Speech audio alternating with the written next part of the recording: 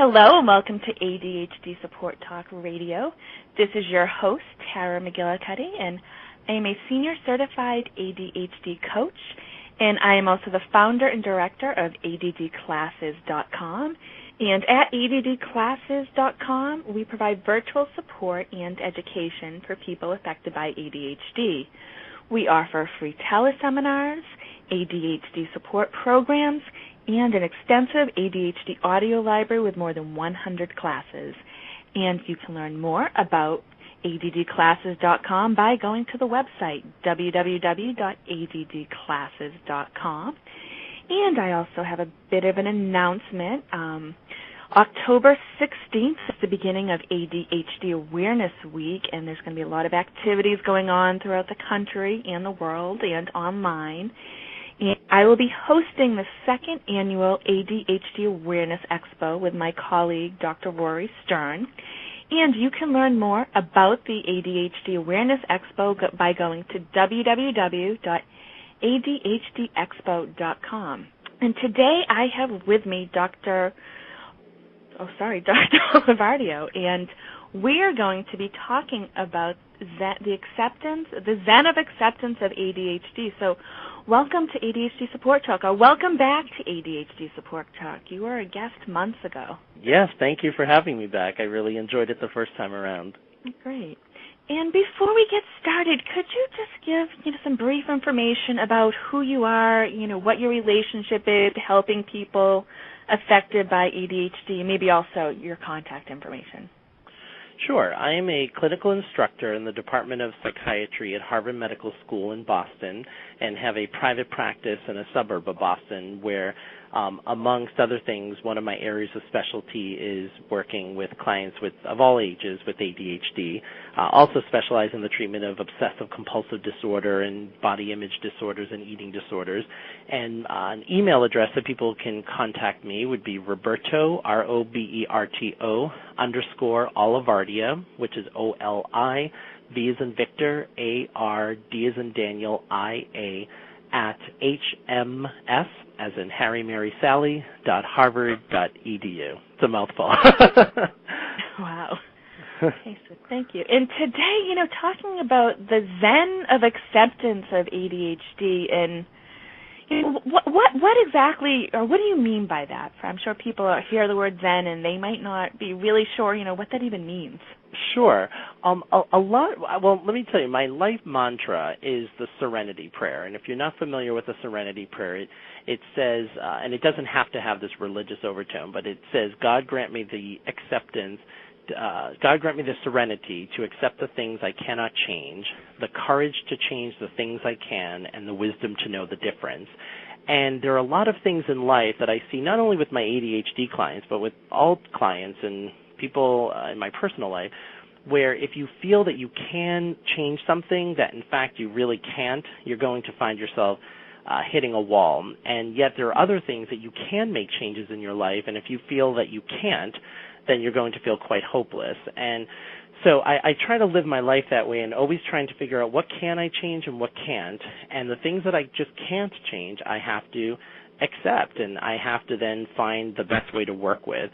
And when it comes to ADHD, I often feel that the bigger problem than the symptoms of ADHD and some of the traits involved with it are people's inability to accept it. And so to give you an example, forgetting your keys, for example, could be one thing, but thinking that you're an idiot for forgetting your keys is something completely different. And many clients with ADHD have this sort of undercurrent of negative self-talk around the fact that they can't or have difficulty getting somewhere on time, or that they forget certain things, or that they're reading something and they have no idea what they read. And that type of self-talk is so corrosive to one's self-esteem. And I think when you come from a more what I call sort of a Zen place, an acceptance of, okay, well, this is my brain, and I'm coming from the point of view not only as a psychologist but as someone with ADHD himself, that when I come from a place of, okay, well, this is how my brain operates. My brain does not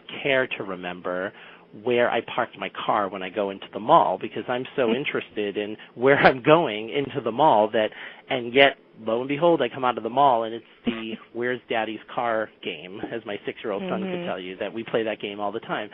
And so does it mean that I have to not work at it and just say, well, that's my ADHD brain, whatever? No, absolutely not. It means that I have to accept that that's how my brain operates, but then think of strategies that are going to have me remember those things, but not judge myself for it. And I have to tell you, so often I'll have clients who might be CEOs of multi-million-dollar companies who are obviously very, very bright, who are leaders and entrepreneurs, and what we could be working on in the session is their food shopping list, their grocery list, because if they don't write a list, they go into grocery shopping and they overbuy, they'll eat or get stuff that they don't need, and leave without the thing that they really do need. And often I'll have clients say, I can't believe I'm sitting here writing a grocery list, or I can't believe that I'm sitting here writing out all the things I need to do to get out of the house in the morning. This is so stupid. Like I'm running a company, for God's sake. And I tell them, but this is what it is. It just is. And it's not. In the ADHD world, you have two camps. You have the camp that says it's a disability and a pathology, and then you have the camp that says that it's a gift. And I don't think it's either. I think it just is. And that's sort of a Zen way of looking at it. It just is. And we are all born into the world with a certain wiring of our brain, and I think the most important strength that we could bring to the table is understanding what that brain is and working with it to the best of our ability. Yeah, and like you just talked about, your example of not remembering where you parked your car, and I think you were saying, okay, you're still kind of frustrated with the fact that you come out and you didn't remember where you put your car, but you deal with the frustration, you're frustrated with the situation, you're not beating yourself up because, okay, I'm awful because I didn't remember where I parked my car.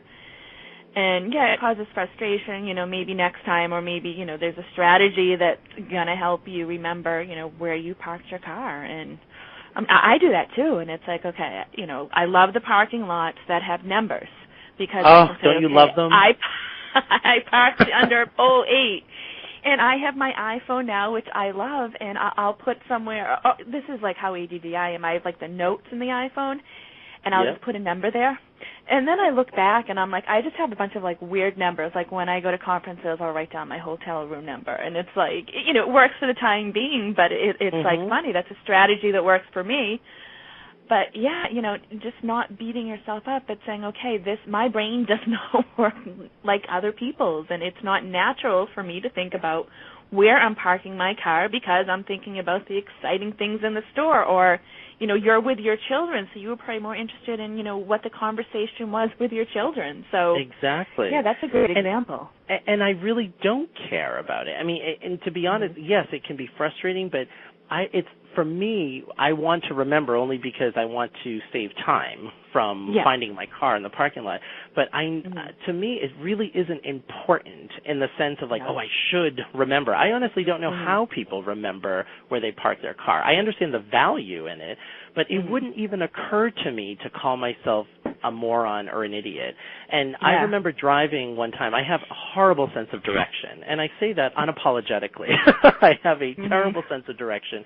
And my brother, who has the best sense of direction of anyone I know, could tell you I've ended up in places that you would be like, how did you end up there?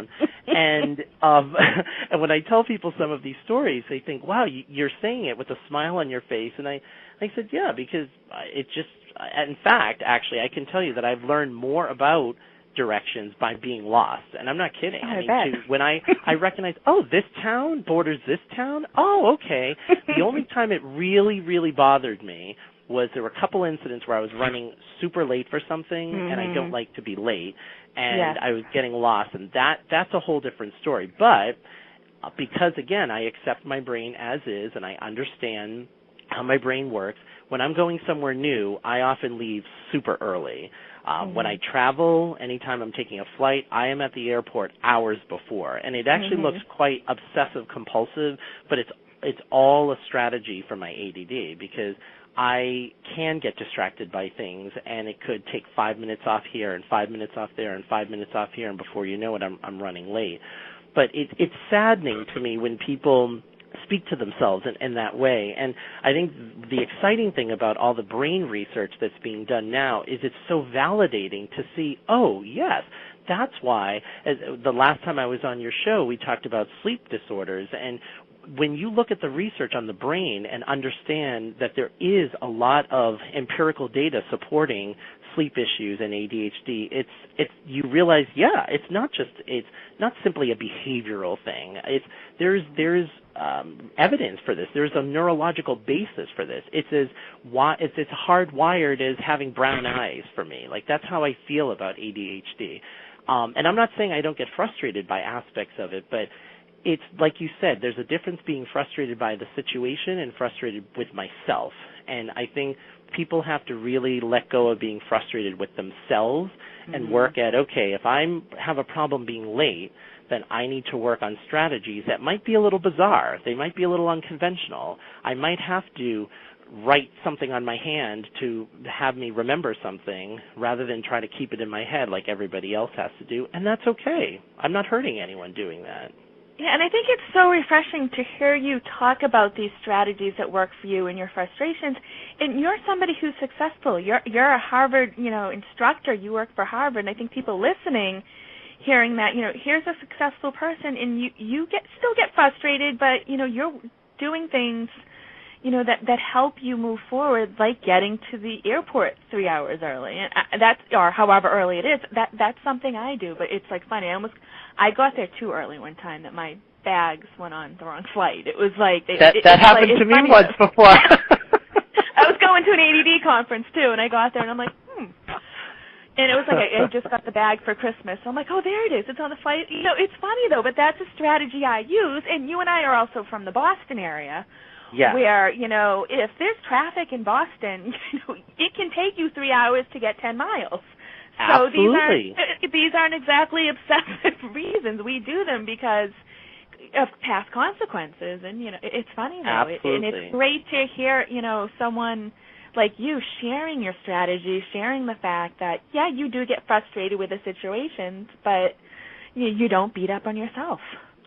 Exactly. And I remember growing up, I wasn't diagnosed until later on in life, but I had a very keen awareness that there was a different way that I was processing information and taking in information when I was at a very young age. I remember even in second and third grade that I was bright as a kid, but I knew that people thought of me as a certain type of student that I knew I was not. And I would sit in class and think, how is everybody paying attention? This is so boring. And it never occurred to me that I was stupid. Even when reading was not easy, did not come easy for me. And part of it was just, it had to be super, super, super interesting for me to read. But it never even occurred to me that I was not bright or that I was, unintelligent. It was more, but I knew that in order to succeed, I needed to find a way around this. And, probably the classic, I can tell you, in graduate school is thousands of pages of reading that I had, getting a PhD. And even up through grad school, reading was a struggle. But I found out by accident, because I would commute into Boston on the subway train, and I would be like, oh, let me bring some of these articles to read. And I would bring these articles, and I realized that I could read 7 pages on the train for every 1 page I would read in my apartment at the time. Oh, wow. And I thought, oh, my gosh, what is this about? So I was curious, and so I started to test this out, and I thought, this is interesting. So what I would do is bring more articles on the train, and I don't know if it's the motion of the train. I don't know if it's the fact that there isn't much else to do. I'm kind of, held hostage on the train, so I might as well get it done. I don't know if it's the motivation of, I can get this done now, and then I get home and I'm done, and then I could do whatever I want to do. But what I would do, once I discovered this little trick, is, in Boston, you run, the subways go from one end of the line to the other.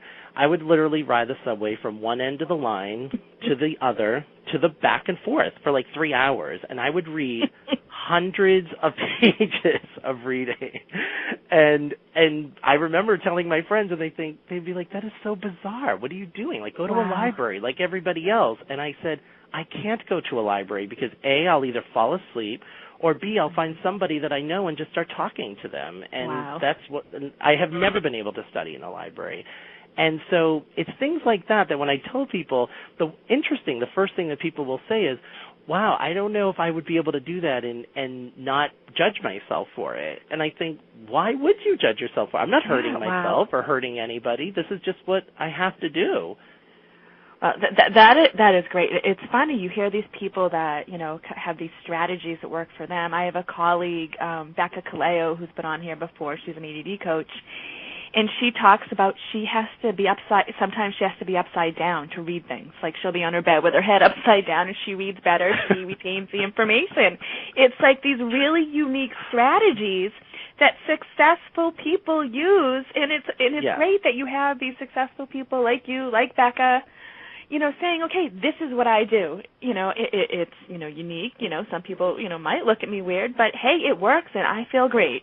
So it's great. Exactly. And it's that I call it that Zen place of there's nothing to apologize for. I'm not judging myself. It just is. And you're right. And when you look at people who are successful with ADHD, and because unfortunately you hear a lot about the people who have so much difficulty that they are failing out of school, and people who are challenging in that way, or are challenged, I should say, in those ways. That the key element you'll probably hear from a lot of people who have succeeded is that they found these strategies like hanging upside down and reading something and just thinking, this is just what I have to do. I remember the other thing I would do in grad school is take my reading to the gym, and I would go on the treadmill or the elliptical, and for an hour or 2 hours, I could read better on the elliptical or the treadmill than I would sitting in one place in my apartment. That's just, to this day, it's still, where I do most of my reading is usually in some form of motion.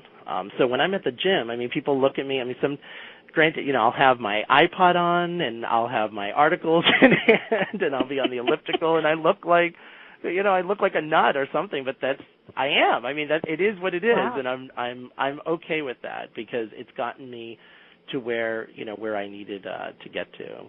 Yeah, and that's great because I think, what you brought up before, it's not just the ADHD that gets in the way. It's the way you feel about yourself, the way you think about yourself. And, what you're saying, it's okay to have some funky strategies.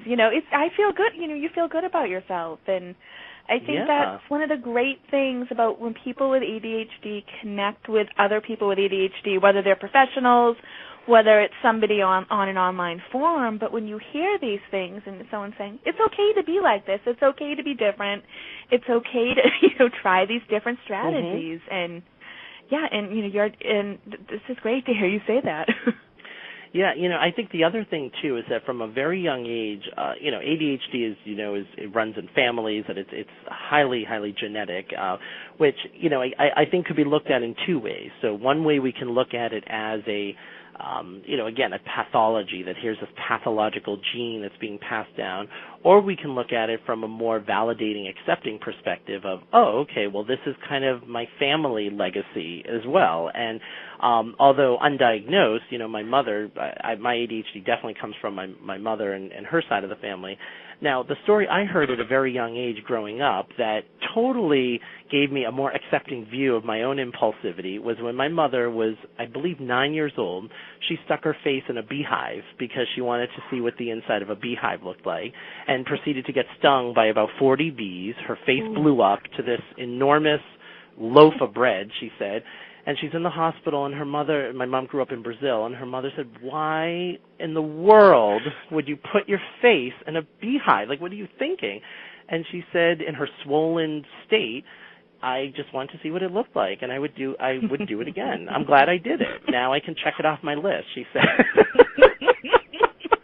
And this is what I grew up with. So even though the word ADD was never even mentioned, because again, she wasn't diagnosed. She's in her 70s, my mom.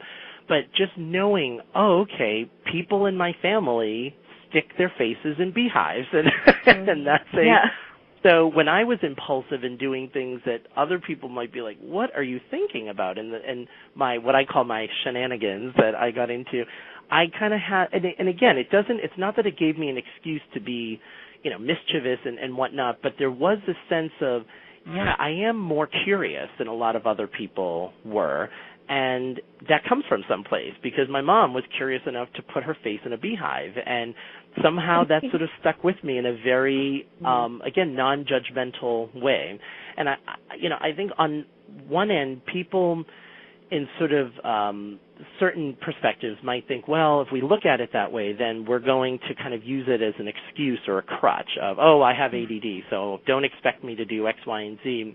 And the emphasis is that's not at all what it means to be accepting and to be in that Zen place. If anything, it's giving you more responsibility, but a more informed responsibility to say, you know what, I'm not a bad person, or I'm not a lazy person. I'm certainly not a stupid person. So my wiring is this way, and I have to take responsibility for it, because I do want to succeed in college and grad school, and I want to be successful, but I recognize it's going to be a different route. Mm-hmm. Wow. And like talking about the Beehive, incident, like you weren't just saying, oh, it was all fun and games. You're saying, okay, there were some real consequences to this too. So you're not just, saying, I'm curious, who cares? You're saying, right. Some of my curiosity, some of my impulsiveness did lead to some consequences too. But right. You're able to accept that and think about yourself positively, which is great. Exactly. So it's almost looking at it from the perspective of, okay, well, it's not a good idea to put, I would not advocate for anyone to put their face in a beehive. But if you are someone who desires to do that, don't judge the desire to, because the desire is part of an innate curiosity that, even people without ADD could have, but certainly if you have ADHD, that for people who are quite impulsive, that I don't judge that desire that now, I'm 38 years old, I still have those impulsive desires to do things that, could get me arrested or something. But I know to think, oh, I shouldn't do that, because that wouldn't be, but I don't think, oh my gosh, you're so immature, or you're so this, or you're so that. That's not going to be helpful. If anything, it's just going to make it worse, as I've seen for so many of my clients. Yeah. What advice would you have, for somebody who's listening to this and they think, these ideas are great and they love the fact that you've been able to accept your ADD, but, they're not quite there yet with their own, or to accept themselves. Yeah. What would you suggest? How do they start to accept themselves? I think the first part is to be aware of their self-talk, that do they say to themselves, I'm bad, I'm stupid, I'm lazy, I'm immature? Like, are they speaking to themselves in negative ways? And one of sort of an exercise that they can do is, if their best friend or if their child were running late or had some of the same traits or symptoms they had, would they speak to them in the same way that they're speaking to themselves? And most of my clients would say, oh my gosh, I'd never talk to someone else the way that I talk to myself, in that negative way. I would never call someone an idiot for running late, but I would call myself one, they tell me. Yeah. And so be aware of your self-talk and work at focusing, as you mentioned earlier, on the situation and not on your character. That it's not your character. Your character isn't lazy and isn't unintelligent and all of that. That, yes, you may be curious and you may be impulsive, but impulsive, that word isn't a bad word necessarily. It's just that the behavior could have consequences, but the desire doesn't have to have consequences. Another piece of it, I think, is really to become as informed as you can about what we know about the ADD brain. I found it so incredibly validating and liberating, actually, to read. And there are a lot of user-friendly books out there, or go to a CHAD conference or one of the conferences to just hear what we know about the ADD brain and why that things like impulsivity and sleep issues and all of those things, there's a reason for that we can locate certain areas of the brain that give rise to understanding that. And I think when people understand that, it becomes, okay, well, this doesn't mean now I don't have to work at it, but it means that it isn't just my personality that, I just choose to be late. It's coming from someplace. And then alongside with that is with genetics, that most people with ADD don't have to look very far to see it in their family, whether it's their parents or their siblings. Some of them might not be diagnosed. Some people might have it to a higher degree, or it might show up in a different way. But there's again a validation that can come along with that to say, okay, well, I'm not existing in a vacuum here. That this is coming from someplace. And I know it sounds so cliche, but to have a sense of humor too is, I think, very important. If you come out and you can't find your car in the mall parking lot, yes, it's frustrating. So you can make the decision to beat up on yourself, or to say, okay, here we go again. And like I said, I mean, honestly, my 6-year-old son, we call it the Find Daddy's Car game, and he's better at locating the car than I am. That's one thing he didn't inherit from me, because other than that, the genetics are pretty similar, but he has a better sense of direction than I do. And, unless I'm really have to be somewhere, I'm like, okay, I mean, I will have strategies, as you said, like I'll write on my phone. Sometimes I'll take a picture of the perspective when I come out of the mall. I've done that where right before I go into the mall, I turn around to the vicinity where my car is and take a picture on my phone so that I know, it's in this direction. And I just do those things, and it works. Yeah. And I'm okay with that. Yeah, I got to tell you, I can relate to the car thing. And my old car was a black car, and everybody has black cars. And I was out with a friend, actually another ADHD coach, and I'm like, okay, I don't see my car. She's like, I know you're buying a new car soon. Why don't you think of getting a bright color? So I got a red car, and more people are driving red cars than they used to, but red stands out more than black. So it's easier to find my car now. That's a strategy. Instead of beating myself up and saying, okay, I can never find my car, or I'm challenged at finding my car, it's like, here's my new strategy. I have a red car. That's easier. Well, there you go. Now someone might look at that and think, well, you should be able to find your black car. You should be able to do it. And so why aren't you finding your black car? And someone who goes down that path could think, wow, yeah, I really should. And because I can't, there's something wrong with me. And then where's that going? It's almost like beating your head up against a wall. And yeah, maybe you can, but if it's as simple as getting a red car, and as long as you like the color red, then why not? Yeah. I mean, if it works, that's a great example. Yeah. No, and we are actually towards the end of the half hour, and I want to thank you for another excellent show. This was enlightening, and I'm sure people listening really got a lot out of it. So before we end, could you give the listeners your contact information once again? Sure. My email address is Roberto, Roberto, _Olivardia, which is OLIV as in Victor, ARD as in Daniel, IA, at HMS as in Harry, Mary, Sally, .harvard.edu, and you can feel free to email me any of your comments and questions. Okay, well, I want to thank you once again for being our guest today. I'd like to thank everybody for listening to ADHD Support Talk, and have a great day, everyone. Thank you, and goodbye. Thank you. Right now, save 50 to 70%.